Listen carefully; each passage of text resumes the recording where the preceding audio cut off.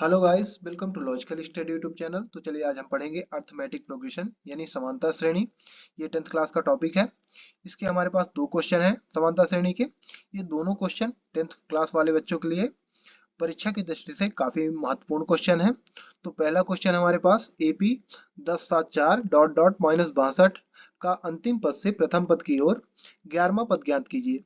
Question कह रहा है कि अंतिम पद से प्रथम पद की ओर हमें 11वां पद निकालना है। दूसरा क्वेश्चन हमारे पास 34 plus 32 plus 30 plus dot dot plus 10 का योगफल ज्ञात कीजिए। तो पहले हम पहला क्वेश्चन सॉल्व करते हैं। तो पहला क्वेश्चन हमें ध्यान दीजिएगा, माइनस 62 अंतिम पद है और अंतिम पद से हमें प्रथम पद की ओर 11वां पद निकालना है। तो हमें इसमें अंतिम पद का फॉर्मूला लगाना रहेगा इस क्वेश्चन में, पहला में। तो पहले हम लिखेंगे अंतिम पद का फॉर्मूला। एपी का n वां पद अंतिम पद के लिए उसका फॉर्मूला होता है an बराबर यल माइनस कोष्टक n माइनस 1 इंटू डी। अब ध्यान दीजिएगा, क्वेश्चन से हमें एल एन और डी के मान निकालना है, ठीक है ना। इन तीनों के मान निकाल के हम क्वेश्चन में पुट करेंगे, सॉरी हम फॉर्मूला में पुट करेंगे। तो यहाँ हम लिखेंगे एल बराबर माइनस 62 है ना। अंतिम पद को हम एल से डिनोट करते हैं। डी बराबर हम सर्वांतर निकाल लेंगे, ए2 माइनस ए1 7 माइनस 10 करेंगे है ना। अगली संख्या में पिछली संख्या को माइनस कर देते हैं। तो 7 माइनस 10 करने पर आए -3। और एन बराबर हमें दिया है 11 है ना। 11वां पद निकालना है और 11वां पद निकालना है हमें कि 11वां पद कौन सा पद होगा, ठीक है ना। तो हम ए एन निकालेंगे। तो ये जो हमें मालूम था तो वो हम क्वेश्चन से निकाल चुके हैं। अब ये सभी मानों को हम पुट करेंगे फॉर्मूला में। तो ए11 एन की जगह 11 आ जाएगा बराबर एल की जगह -62 माइनस एन की जगह 11 -1 डी की जगह क्या आ जाएगा -3। सर्वांतर हमारा निकल के आया है -3। अब इसको हम सॉल्व करेंगे।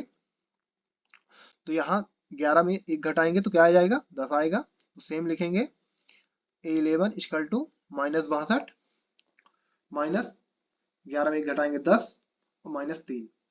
अब यहाँ देखोगे ये माइनस अंदर जाएगा तो 10 माइनस का है ना। माइनस का 10 हो जाएगा, ये 10 का चिन्ह माइनस में हो जाएगा और ये -3 है तो माइनस माइनस का गुणा प्लस में आएगा। 10 तिहाई 30 प्लस में आ जाएगा। तो ए11 इक्वल टू -62 प्लस 10 तिहाई 30, माइनस माइनस का गुणा आ जाएगा प्लस में। तो 10 तिहाई 30 आ जाएगी प्लस में, ठीक है ना। 10 3 या 30। अब यहाँ इसको प्लस माइनस है तो माइनस करेंगे। तो ए11 इक्वल टू आ जाएगा 62 में 30 माइनस कर देंगे तो -32 आएगा। बड़ी संख्या का चिन्ह माइनस है तो माइनस आएगा यहाँ। अब हमारे पास 11वां पद आज निकल के आ चुका है -32। तो यहाँ लिखेंगे अतः अभीष्ट 11वां पद -32 है। ये हमारा आंसर आ चुका है। तो यदि आपको अंतिम पद निकालने के लिए सवाल आता है तो इस तरह आपको सवाल मिलेगा, ठीक है ना। ये अंतिम पद दिया रहेगा और प्रथम पद की ओर 11वां पद 12वां पद या 20वां पद कुछ भी आ जाता है, आपको ये फॉर्मूला लगाना है और इन मानों को निकाल के फॉर्मूले में पुट करके ये मान आपको अंतिम पद निकाल लेना है, ठीक है ना। तो इस तरह आप इसको कर सकते हैं। इस तरह सवालों को, जो इस तरह से सवाल रहे उनको इस प्रकार से आप सॉल्व कर सकते हैं। अगला क्वेश्चन है हमारा 34 plus 32 plus 30 plus dot dot 10 का योगफल ज्ञात कीजिए। तो इसको सॉल्व करेंगे अब हम सेकंड नंबर के क्वेश्चन को। इसमें हमें ध्यान दीजिएगा कि हमें सम योगफल निकालना है ना। समांतर श्रेणी का योग निकालने का, योगफल निकालने का फॉर्मूला। बट उसके पहले हमें यहाँ n निकालना रहेगा क्योंकि हमें यहाँ n नहीं मालूम है। जब तक n नहीं मालूम रहेगा तब तक हम योगफल नहीं निकाल पाएंगे। तो n वां पद पहले फॉर्मूला लगा के n निकालेंगे। तो सबसे पहले हम लिखेंगे यहाँ कि हमें जो जो मालूम है। तो an बराबर क्या मालूम है 10, a बराबर प्रथम पद यानी 34 और d बराबर a2 माइनस a1 करने पर, ठीक है ना। आगे वाले पद में पीछे वाले को माइनस करके आएगा 32 माइनस 34 इक्वल टू -2, ठीक है ना। जो हमें मालूम था वो हमने यहाँ से क्वेश्चन से लिख लिया, ठीक है। ए एन बराबर मालूम था, ये यहाँ ए एन इसको बोलते हैं, ठीक है ना। ये हमेशा ए एन कहलाएगा। तो ए एन बराबर है 10, ए बराबर है 34 प्रथम पद और डी यानी सर्वांतर। तो डी आ चुका है हमारे पास -2। अब यहाँ हम लगाएंगे n पद का फॉर्मूला क्योंकि हमें निकालना है यहाँ से n निकालना है। हमें ये नहीं मालूम कि कितनी संख्या को हमें जोड़ना है, ठीक है ना। जब तक हमें नहीं मालूम कि कितनी संख्या को हमें जोड़ना है, यहाँ कितनी संख्या है, तब तक हम योगफल नहीं निकाल पाएंगे। तो AP का nवां पद फॉर्मूला होता है an equal to a plus n minus 1 into D. अब यहाँ हम फॉर्मूले में सभी मानों को पुट कर देंगे। तो an का मान मालूम है 10, a का मान 34 प्लस n माइनस 1, n का मान नहीं मालूम है तो ये सेम लिख लेंगे, और d का मान -2।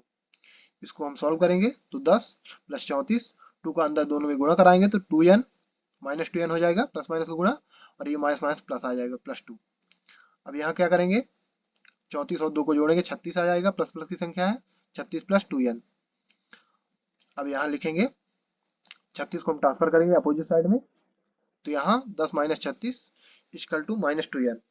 36 को हमने क्यों ट्रांसफर किया, क्योंकि हमें n का मान निकालना है, इसका हमने साइड चेंज किया है 36 की, और जब 36 की साइड चेंज होगी तो ये इधर प्लस की थी तो इधर आ गई माइनस में।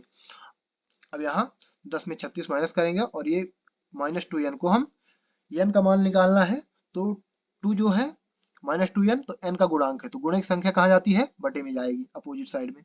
तो लिखेंगे यहाँ -26 बटे -2 इक्वल टू n। अब ध्यान दीजिएगा यहाँ इन दोनों को हटाने पर -26 आया, बड़ी संख्या के चिन्ह लिए थे, है ना, यहाँ बड़ी संख्या के चिन्ह आएगा तो माइनस है, तो 36 में 10 घटाएंगे 26, -26 आया, और ये 2 गुणे की संख्या थी तो बटे में चली गई, ठीक है ना, अपोजिट साइड में।